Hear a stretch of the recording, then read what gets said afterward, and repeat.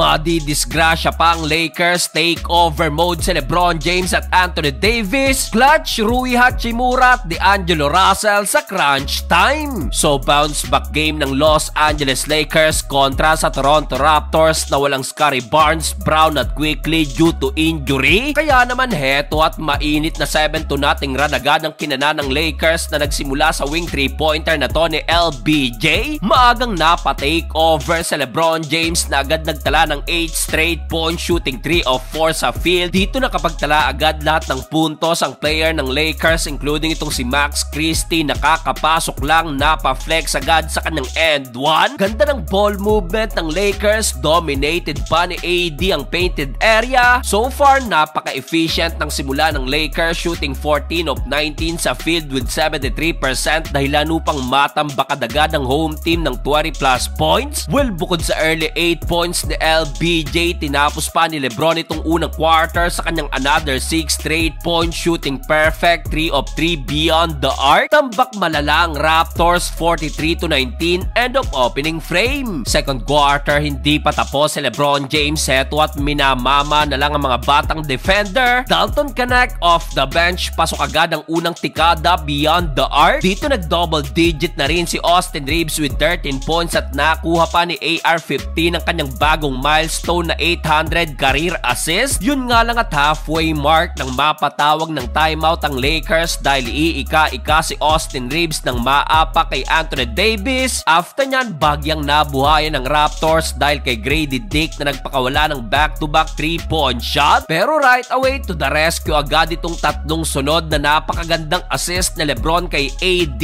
behind the back at alley-oop pass naman kay Dalton Connect. Hindi pa natapos dyan at nagpahabol pa ng another alley-oop dunk. Showtime si LeBron James at Anthony Davis na tinapos ang first half 76-51. Start of the third quarter, good news at nakabalik din agad itong si Austin Reeves. RJ Barrett at Grady Dick back-to-back basket. Burado ng 3 straight basket naman ni Anthony Davis including itong transition slam dunk. Pero dahil pa rin kay RJ Barrett at Grady Dick na parehong nagtotal na sa 21 points, abay nagtuloy-tuloy pang napakainit na run ng Toronto Raptors na nagbaba sa kalamangan ng Lakers sa single digit 89-81. Solid ang momentum na nakuha ng home team pero to the rescue naman si LBJ sa kanyang top of the key 3-pointer. Dahil dyan muling naiangat ng Los Angeles Lakers ang kalamangan sa double digit 99-88 end of third period. Fourth and final quarter, Davion Mitchell wing 3-pointer pero binura din agad dyan ni LeBron James sa kanyang ikalimang 3-point shot. Pero RJ Barrett again hindi pa tapos at muling binaba na naman ang kalamangan ng Lakers sa